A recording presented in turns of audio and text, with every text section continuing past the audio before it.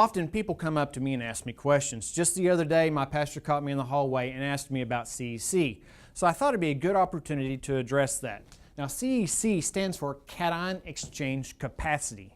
Now, CEC goes back to that the soil is a net negative charge, and opposites attract, so positive charged things will hold on to the soil. And what we're talking about as far as cation exchange capacity is positively charged nutrients such as calcium, magnesium, ammonium, these positive charged ability to hold on to the soil.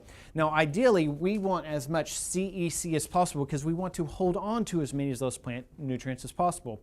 But what is CEC and how do we get there? So the soil itself has different kinds of CEC.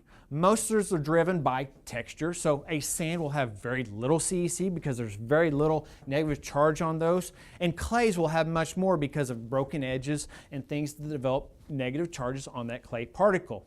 When you start breaking down the kind of negative charge on the clay particles, we have both the pH dependent and pH independent. So we have some aspects on that clay particle that it's going to have that negative charge to hold on to cations no matter what. And that's typically going to happen below a 5.5, where if your soil pH is below a 5.5, you only have the independent charge. Now, when you have a pH above 5.5, as we're getting into the 6s and 7s and 8s, you get into the pH dependent CEC.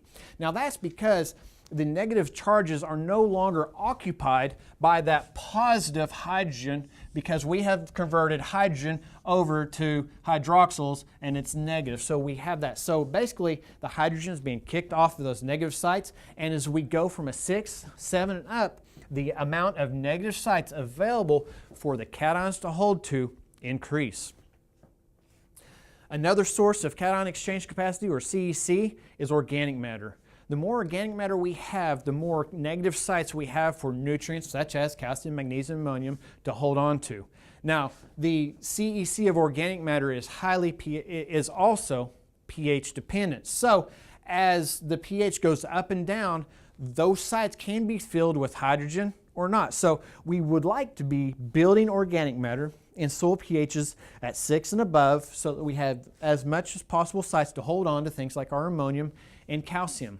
When we get into the coarser soils like sand of those, we'll have a naturally lower CEC, so we need to try our best if possible to increase organic matter if we want to hold on to our nutrients. For more information about CEC, check out the SUNUP website at www.sunup.OKSTATE.EDU.